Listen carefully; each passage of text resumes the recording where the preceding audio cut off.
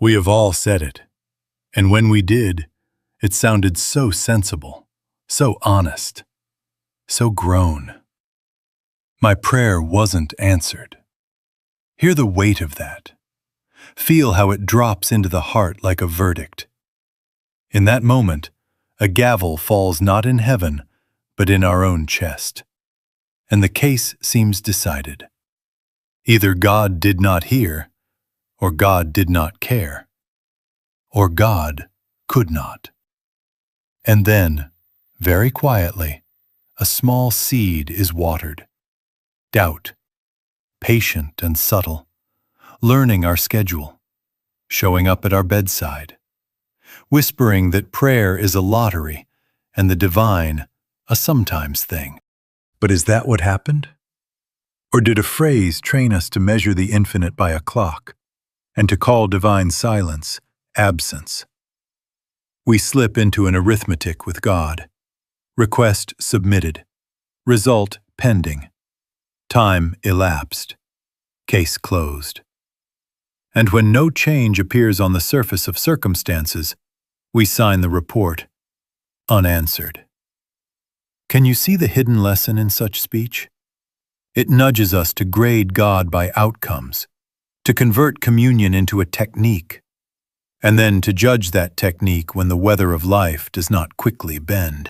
Now, let us be tender with this, because behind the phrase there lives disappointment, real and aching. There are empty chairs at tables, diagnoses that came in like a storm, nights when the pillow was wet and the ceiling would not answer back. I do not minimize that. I do not stand above it.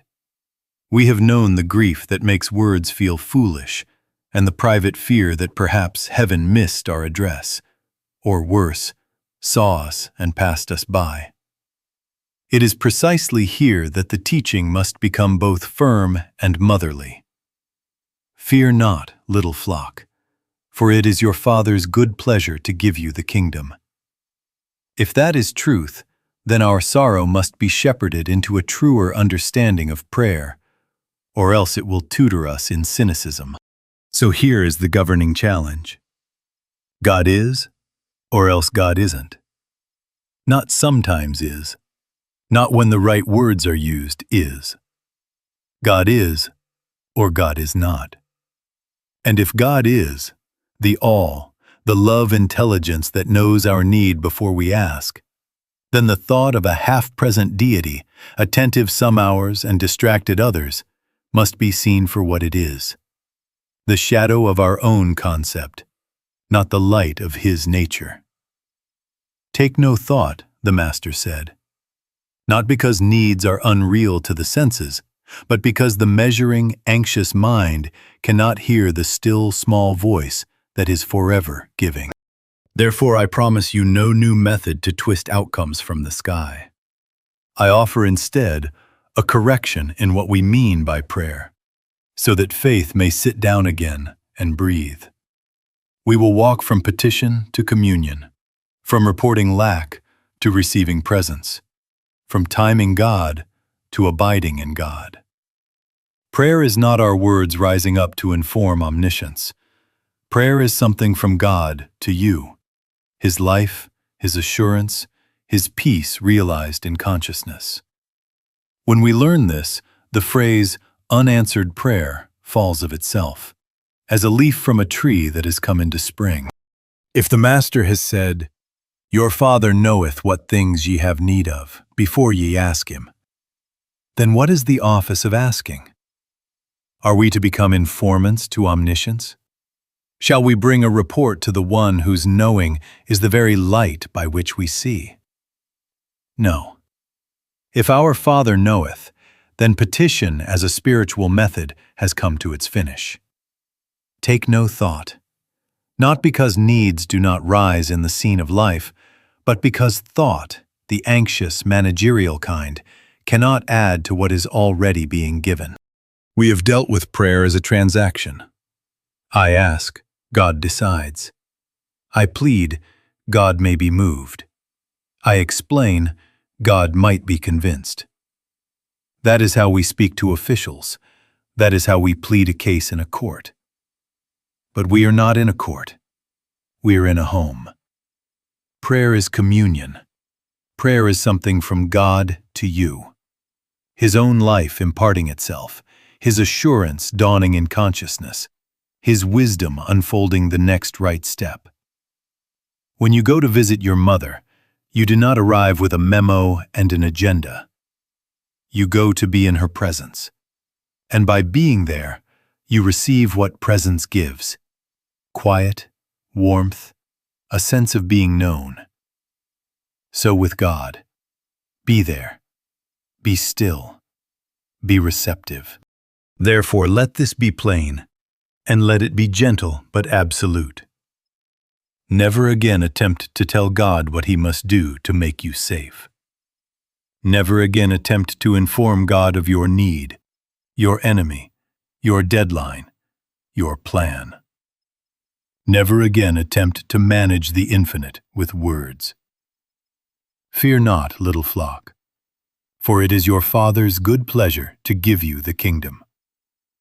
If that is true, and it is, then our role is not persuasion. It is acquiescence to love's giving.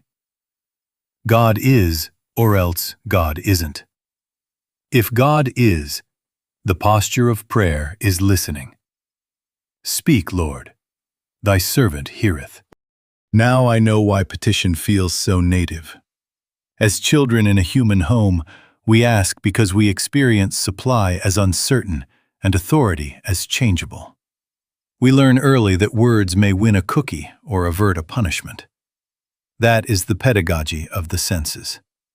But we are being weaned from that classroom into another, where the sun rises on the just and the unjust without bargaining, where lilies neither toil nor spin, and yet are clothed. Take no thought, said the Master. Not apathy, not sloth. Surrender. The surrender of the belief that we can manage God through speech, the giving up of the fancy that right statements convert divine will to our schedule. We make a vacuum of ourselves, and into that emptiness flows the Word. Do not fear that ceasing petition will leave you passive in a storm. It will not. It will steady you in the presence that speaks and moves of itself. I can of mine own self do nothing is not defeat. It is the door through which the Father within does the works. In that silence you will find not neglect, but directive, not absence, but a living assurance that quiets the heart and clarifies the day. You will notice that needs are met, steps are ordered, and safety is realized, not because you informed God, but because you allowed God to inform you. So we lay down the old tools. Not my words, Father, but thy word in me. Not my plan, but thy unfolding. Not pleading, but beholding. Take no thought. Fear not, little flock. Abide, and we will see what the Father has to say to us. The moment we cease telling God what to do, another temptation rises. To tell God, at great length, what is wrong. Can you see how subtle that is? We do not think we are petitioning. We imagine we are being honest. But take no thought is still the word, because anxiety is thought, and anxious thought is the engine that produces frantic praying. It is not prayer. It is a report of lack read aloud to the infinite, and with each recital we award the condition a kind of permanence and authority it does not possess. We see the bills, and we repeat, bills, to God. We feel the pain, and we repeat, pain, to God. We sense loneliness, and we rehearse, loneliness, to God. In so doing, we are really preaching to ourselves a small gospel whose only sacrament is fear. Your heavenly Father knoweth that ye have need of these things.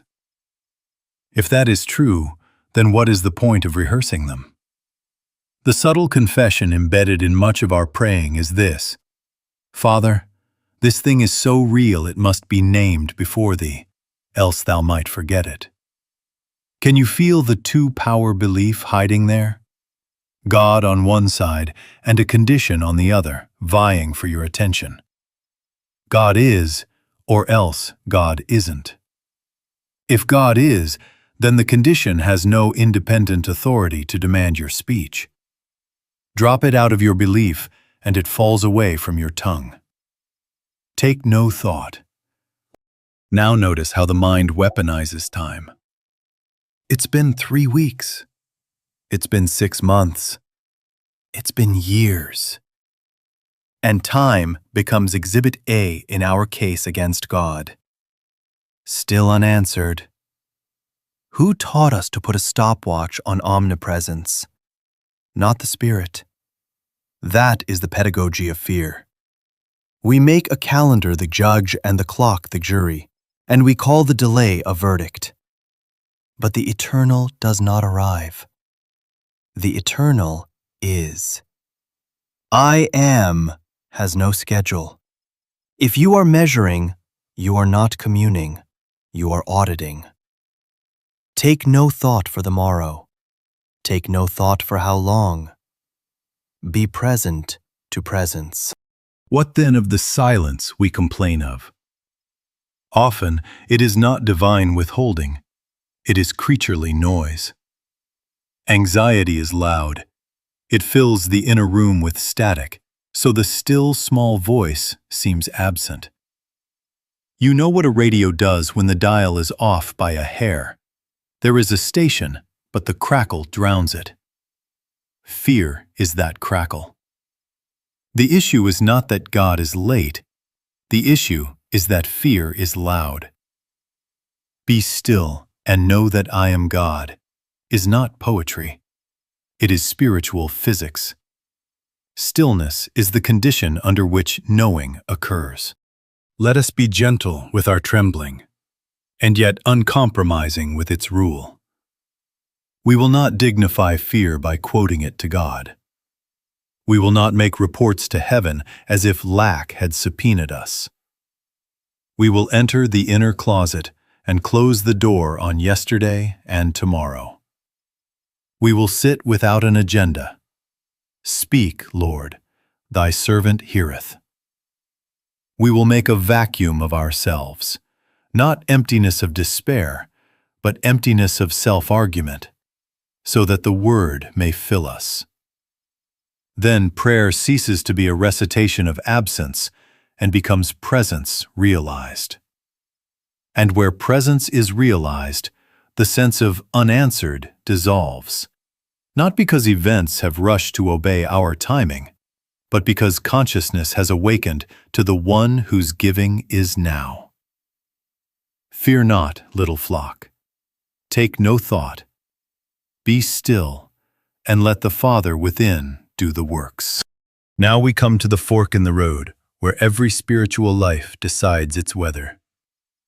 Either God is omnipotence, all presence, all wisdom, all love, or there is, besides God, another power called sickness, loss, chance, or cruelty.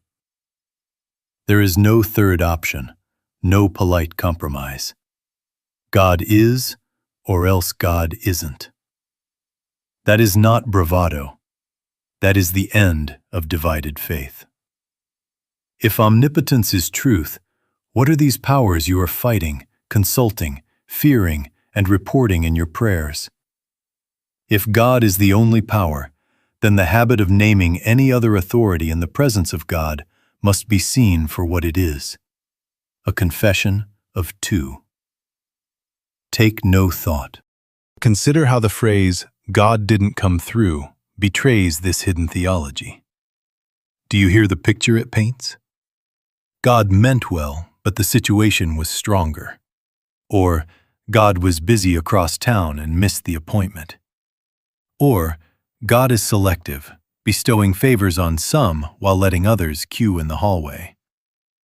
Can you not see that such notions have nothing to do with the Father who knoweth what things ye have need of before ye ask? Nothing to do with, it is your Father's good pleasure to give you the kingdom. Unanswered prayer is often just this, the imagination of a contest between God and a condition, with the scoreboard flashing that, this time, the condition won. God is, or else, God isn't. Now the Master added another sentence we dare not edit. Resist not evil. Why? Because when you resist as though evil is a power, you make of it a power to yourself. You put your faith, not in words perhaps, but in the very attention you lavish on the adversary. You struggle, and the struggle is a testimony that the second power is real enough to deserve your wrestle. The spiritual way is different. Withdraw belief. Starve the second power of your recognition. Drop it out of your belief, and it begins to fall away from your experience. Not by argument, by non-recognition. By turning from the scene to the source and resting there. Speak, Lord, thy servant heareth. Take no thought. Do not hear me denying that human pain hurts. We do not mock tears. We do not scold a trembling hand. We sit with it. We breathe. We let the heart break if it must. And then we deny to pain any authority as a power over God's presence. Yea, though I walk through the valley of the shadow of death, the psalmist sang. He did not deny the valley. He denied its dominion. I will fear no evil, for thou art with me. That is non-dual prayer. Not God and the valley, but God within me in the valley, dissolving its claim to rule. To live this, we take a four-square stand. God is, and that is enough for me. We do not fight darkness, we turn on the light.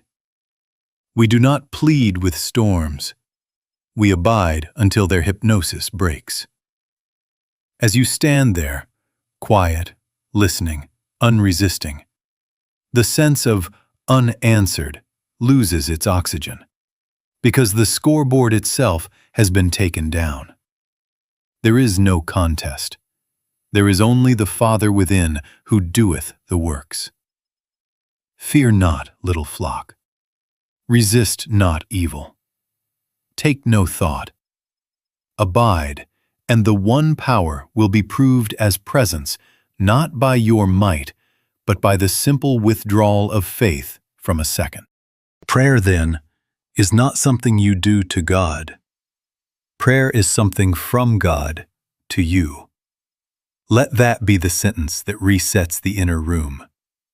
Prayer is God's own self-impartation, an inflow, a disclosure, a word rising within that does not come from our planning, but from the life of the Father revealing itself. If your Father knoweth, then the motion begins in Him and is received in us. Take no thought is not apathy. It is the posture by which we stop talking at the source and begin to receive from the source. How are we to posture ourselves? Speak, Lord, for thy servant heareth. Not as poetry upon a plaque, but as methodless method. Receptivity. We enter the inner closet and close the door on opinion, memory, argument, performance. We do not launch phrases. We lower the nets. We relax the forehead. We soften the breath. And we consent to be lived. I can of mine own self do nothing becomes not defeat, but welcome. Welcome to the river that runs without our pushing.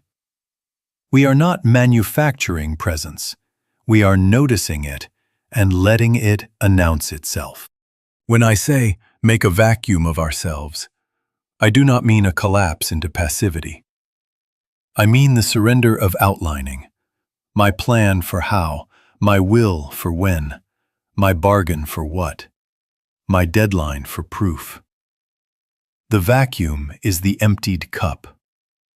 No more specifying the route, no more lecturing omniscience on timing, no more spiritual commerce.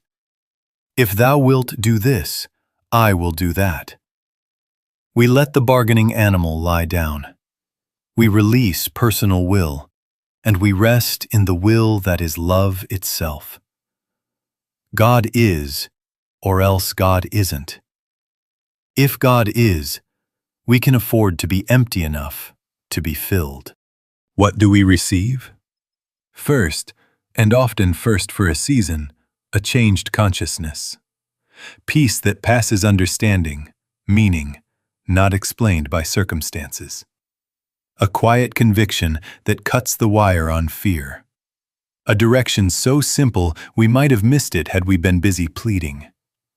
A release, the clutching hand in the chest lets go. Sometimes the outer picture follows swiftly.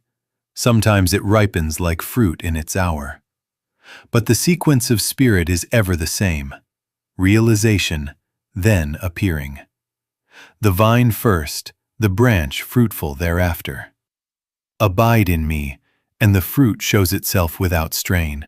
Now I can hear the honest cry, but I need results. Yes, beloved, we all know the pressure of the clock and the weight of the bill. Fear not, little flock. Results are the shadow cast by realization. They cannot be coerced by need, any more than a seed can be shouted into bloom. Need is noise, realization is sunlight. When the light is present, growth is inevitable. When we fuss at the bud, nothing helpful occurs. Take no thought for the morrow. Take no thought for the mechanism. Take your stand in the realized presence until the inner yes is heard. Then move as directed, not agitated. Act as led, not driven. Here is the grace. When prayer is allowed to be God's doing in you, the sense of unanswered thins and breaks. For the answer is Himself, felt, known, trusted. And as that assurance abides, life arranges around it as branches arrange around sap. Do not seek to use truth for outcomes. Surrender outcomes to truth and see how truth uses you. Speak, Lord, thy servant heareth. Be still. Make a holy vacancy. Let the Father within do the works. Now, let us speak very tenderly about what many have called the worst hour in prayer, the silence. It can feel like a closed door, as if presence turned its face away and left us to our own thoughts. Fear not, little flock. What we call silence is often not God withholding, it is God calling us out of urgency and into discernment. God is, or else God isn't. If God is, then even the quiet has God in it. There are at least 3 experiences we bundle under the label unanswered. First, there is divine stillness, the hush in which no words come, yet a presence is unmistakable. Gentle authority, a widening of thought, a softening of breath. No instructions, perhaps, but a sense of being held. Second, there is human mental noise, the nervous static of fear and planning, urgent, tight, insistent. Do something now or else. That is not God's silence. That is our clamor. Third, there is our attachment to a particular outcome. We have outlined the form, the time, the route. When reality refuses our diagram, we stamp the moment unanswered. In truth, we are hearing no to our outline, so we may hear yes to God. How shall we tell the difference? By the fruit in the feeling. Divine stillness carries peace that passes understanding, not giddiness, not lethargy. Peace.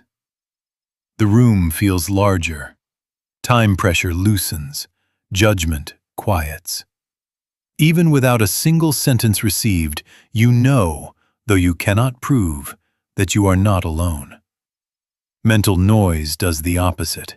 It tightens the chest, narrows the mind, accelerates the clock, and offers bargains. If I say it again, if I push harder, maybe. Attachment speaks in deadlines and diagrams. By Thursday, like this, with those signatures. Take no thought. The Father's voice never hustles, it assures. Be still and know that I am God. That is its cadence. Use the family you know to recognize the family you are in. When you visit your mother, you do not measure love by immediate gifts. You sit, you breathe the familiar air, and presence itself feeds you. Sometimes you leave with bread, sometimes you leave with only the warmth of having been together, and you are not poor for it. So with prayer. Prayer is something from God to you. Presence is the gift, and from presence, in its hour, form appears. The vine first, the branch fruitful thereafter. Reframe your sense of time. God's now is not calendar time. Realization is immediate. Demonstration may unfold in steps no clock can dictate. Do not shout at the bud. Let the sun do its work. Resist not evil, including the temptation to call divine quiet a refusal. Instead, adopt this sentence and let it shepherd your heart. This is not rejection. This is invitation. Be still and know. So when the silence comes, do not run or rehearse lack. Sit down inside your own breath. Whisper, "Speak, Lord, thy servant heareth." Let the outcome unclench. Let the urgency drain away. In that holy stillness you will find not a vacant sky, but the Father within who doeth the works, leading gently, widening thought, ripening the appearing in its order. Take no thought. Fear not, little flock. Abide, and you will learn the accent of the silence that is love. Now let us open the last cupboard, where the old habit hides. We have put away petition. We have turned from reporting lack. And yet, can you feel it? We still reach for a lever. If not words to inform God, then perhaps words to move God. If not bargains, then formulas. If not pleading, then affirmations arranged in rows like soldiers. Do this, produce that, make it look like my outline. This is the hidden motive: to use prayer as leverage, to use truth as a tool. And there, the whole enterprise loses holiness and becomes management. We try to swing the elephant of circumstance around our head with one hand called my prayer life, and we wonder why our shoulder aches. Take no thought. Hear now the reversal that saves the soul from strain. You cannot use truth. Truth can use you. Truth is not a wrench in your hand, it is a living lion. Try to use a living lion, and you will soon discover who is using whom. God is, or else God isn't. If God is, then truth is the life of God, the word that was in the beginning, not an instrument for personal will. I can of mine own self do nothing is not a pious sigh. It is spiritual sanity. When we convert truth into technique, we set the stage for unanswered prayer, for we have smuggled manipulation into the sanctuary. We outline the form, attach a deadline, quote a verse, and when the calendar does not bow, we say, God failed. No, the failure was in the framework that tried to manage omnipotence. Give up any belief that right thinking is a power, that statements are a power, that method is a power. One power or two? If you believe in the power of your technique, you have already introduced a second, your mental machinery, standing alongside God. Drop it out of your belief and watch the strain fall away. Resist not evil, and resist not outcomes. Take no thought, even about your thinking. Prayer is something from God to you. It is the word announcing itself, the vine surging sap into the branch. Our part is not to wind the vine with slogans. Our part is to abide until livingness is felt. How then? Not by straining for the right thoughts, but by yielding to presence until the inner witness is heard. Peace that passes understanding, a quiet assurance that needs no clock. No more leveraging, no more outlining, no more demonstrating to prove something to ourselves or to others. Be still. Make a holy vacancy. Speak, Lord, thy servant heareth. Remain there until the Father within stirs, and when he stirs, you will find yourself moved, not moving, used, not using. Actions arise without argument. Words are given without rehearsal. Guidance comes as a simplicity you could not have invented. The elephant is no longer in your hand. The burden is on the Lord. Fear not, little flock. God is, and that is enough.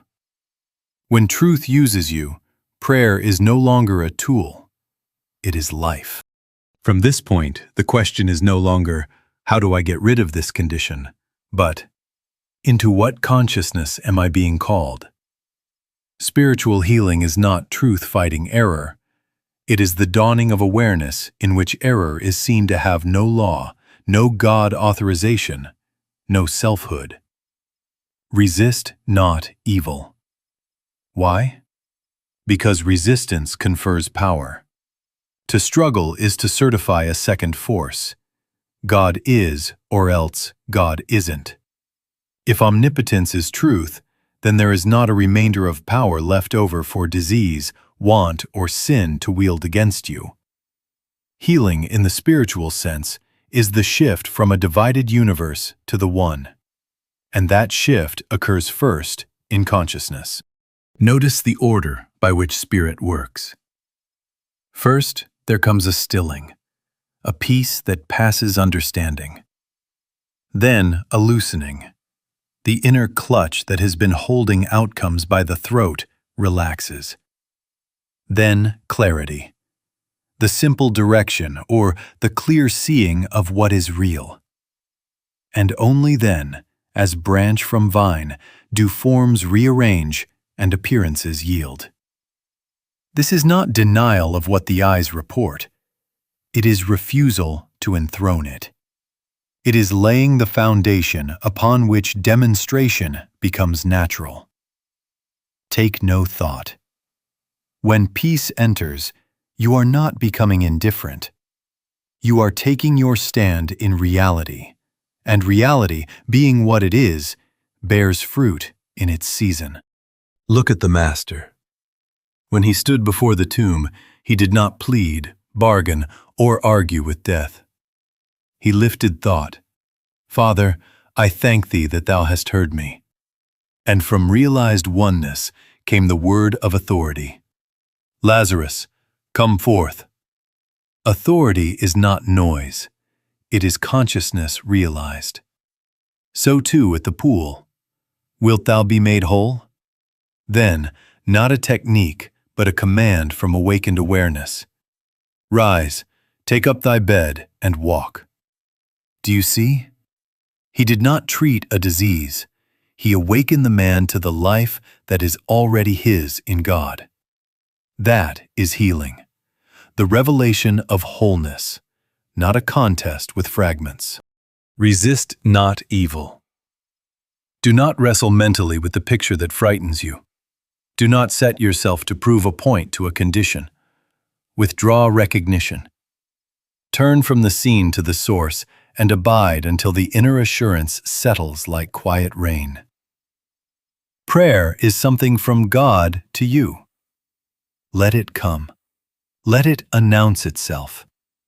As it does, the thing that felt like a mountain shows itself as a shadow against the sun, and shadows do not require combat. They require light. Now, if a circumstance has not yet shifted, do not sign the report God absent. That is the old arithmetic. Rather, hear the invitation to deeper realization first. Sometimes the first and greatest healing is the breaking of fear's hold. The body may follow, the ledger may follow, relationships may follow, but the tyrant of dread is dethroned at once when presence is known. Fear not, little flock. The sequence is spiritual and sane. Consciousness, then appearing. Do not shout at the bud. Let the sap rise. Abide in the word, and you will discover that wholeness is not something added to you. It is your life revealed. So enter the inner closet. Close the door on diagnosis and deadline. Whisper, "Speak, Lord, thy servant heareth." Make a holy vacancy. Take your four-square stand that God is, and that is enough for me. Then watch, without strain, as peace replaces panic, as guidance replaces guessing, and as the outer picture in its hour conforms to the inner light. This is the logic of spirit. This is why prayer is realization, not struggle. When you are tired, the soul does not need more words. It needs rest in presence. The most practical prayer in weary hours is not to inform, not to argue, not even to rehearse promises. Sit down. Be simple. Close the door on the day as best you can and let the shoulders fall. Do nothing clever. Take no thought. Whisper, "Father, thou knowest." That one sentence removes the burden of managing the infinite. It says, without performance, "I can of mine own self do nothing. The Father within doeth the works." Then be still and let that truth have you. If you wish a beginning for the mind that longs for a beginning, here it is. And it is not a technique, but a posture. Very softly, pray once. Open my mind. Open my heart. Open my soul. Then stop talking. Make a holy vacancy. Do not try to think right thoughts. Do not sift through verses looking for leverage. Prayer is something from God to you. You have opened the window. Now let the wind be the wind. Intrusive fears will come, for fatigue leaves the door ajar for old alarms. Resist not evil. Do not fight thoughts as if they were powers. Do not feed them by retelling their stories. Let them move like clouds across a still sky. Give them no authority. Return, without scolding yourself, to the quiet sentence of surrender. Father, thou knowest. Or let the Spirit hand you the short contemplation that is bread to the tired. Fear not, little flock. Do not recite it like a charm. Sit with it until its cadence becomes presence, until you feel, however faintly, the shepherd more than the wolves. The mind will say, "But what am I to do about tomorrow?" Take no thought for the morrow. The listening attitude is your doing. You are not devising outcomes. You are consenting to be led. In that consent there comes, first of all, impartation. The answer in spiritual prayer is not a stamped paper on heaven's desk. It is a felt gift, peace that passes understanding, direction that is so simple you nearly miss it, correction that removes a splinter in motive or memory, release, as if a hand inside the chest opens and lets go. When these arrive, do not run past them in search of a sign outside.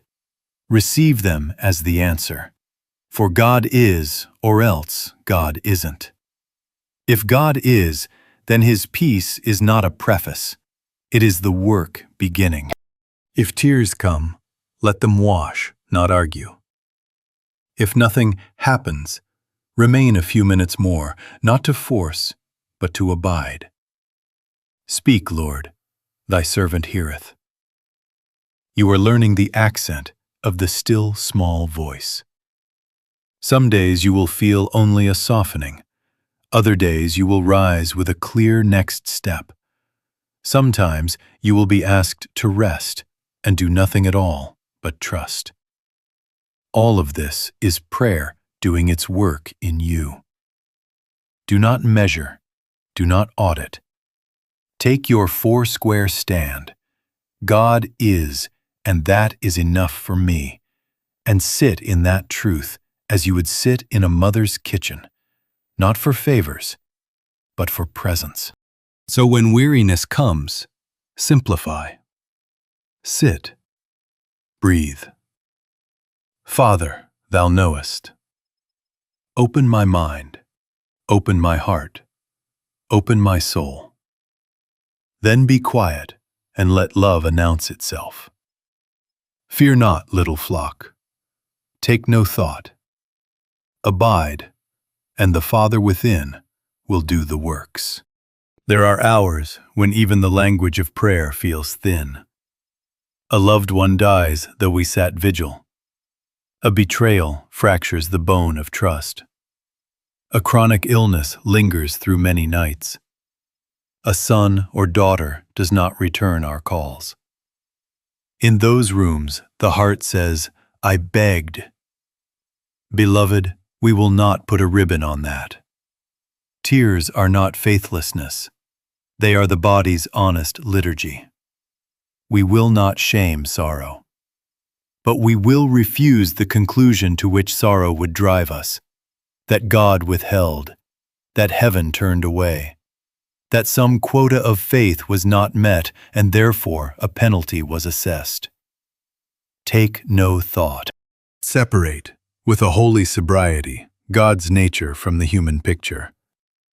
Do not mix them as if the event were a transcript of the Father's will.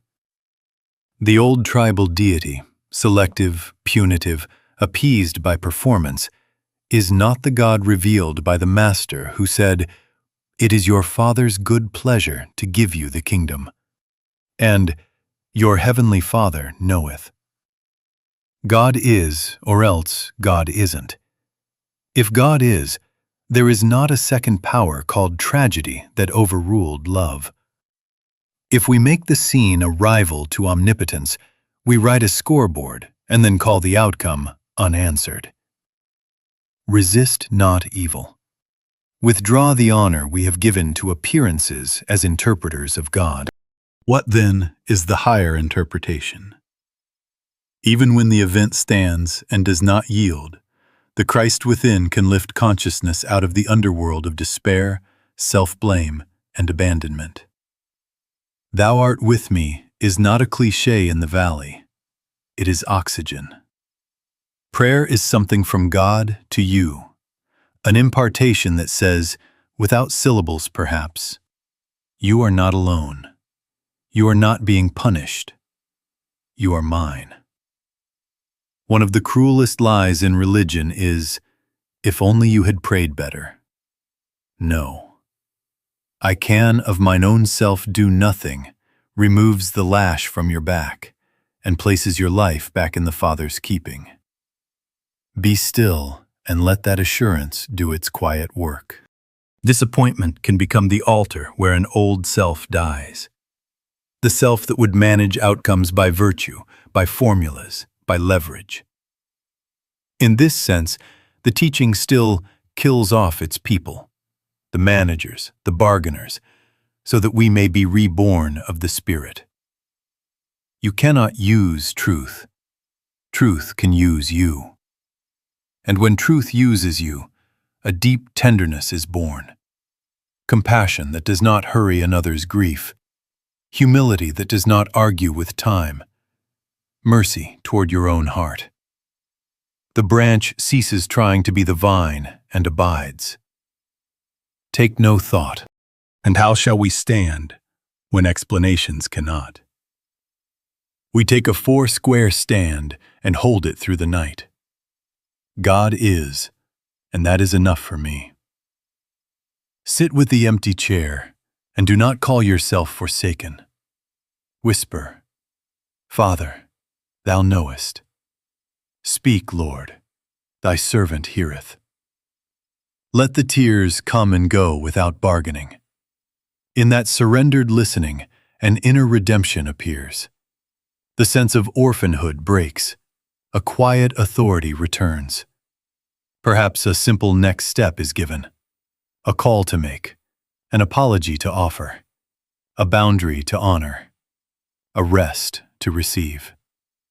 Even when the picture remains painful, abandonment loosens its grip, and peace, unreasonable to the mind, undeniable to the heart, takes its seat. Fear not, little flock. The answer may not be the change you outlined, but the presence that cannot leave you. Abide there, and let the Father within do the works. Now we come to the simple sentence that ends a long sorrow. My prayer failed becomes, I abide. We have moved step by step from petition to listening, from 2 powers to 1, from technique to surrender, from anxiety to take no thought. We have laid down the lever and found the life. We have stopped informing omniscience and started consenting to be informed by it. Prayer is something from God to you. When this dawns, the grade book closes. Doubt lived on marks and measures. Realization lives on presence. Who are we now? Not askers trying to get God's attention, but hearers living in communion. Not managers of outcomes, but instruments through which truth acts. Not reporters of lack, but witnesses to sufficiency. I can of mine own self do nothing no longer shames us. It frees us. You cannot use truth. Now, truth can use us. God is, or else God isn't. We take our 4-square stand that God is, and we keep it in quietness rather than argument. Let us make this practical with a gentle rule of life. Morning. 3 minutes before the day begins. Sit, unclench, and say once, Father, thou knowest. Speak, Lord, thy servant heareth. Then be still. Noon. 1 minute to return. Step out of the stream of tasks and let the breath lengthen. Do not rehearse the problem. Refuse to make a report to God. Simply remember, take no thought, and feel for the peace that passes understanding, however slight. Evening. 5 minutes to empty the pockets of the day. Lay down praise and blame alike. Open my mind, open my heart, open my soul. Make a holy vacancy and rest there without outline. As you move through the hours, practice this one refusal. Do not give voice in yourself to lack as reality. Resist not evil. Do not fight the picture, but withdraw its authority by not testifying to it. When fear circles, do not tighten and pray harder. Soften and listen deeper. 1 power or 2. If God is, there is none besides. Return to the word that has become your home. Fear not, little flock. Let that not be sentiment, but law in consciousness. The shepherd is not a sometimes fact. He is the life of the flock. And now, a tender invitation. Bear witness, not to outcomes to impress each other, but to presence that found you. In your journal, or among your companions in this way, tell the simple truth of where you mistook silence for absence and what restored your faith. What was the impartation? Peace? Release? A wordless assurance? A small step given? Let such testimonies be lamps to one another, not to prove God, but to remember God. So we close, not with a method to carry like a tool, but with a life to receive like air. Fear not, little flock, for it is your Father's good pleasure to give you the kingdom. That is not a mood. It is the nature of reality. Our work is not to push that giving into motion. Our work is to receive daily, quietly, faithfully. Abide in the word. Take no thought. Speak, Lord, thy servant heareth. And as you abide, the doubt cycle ends of itself, for the Father within doeth the works.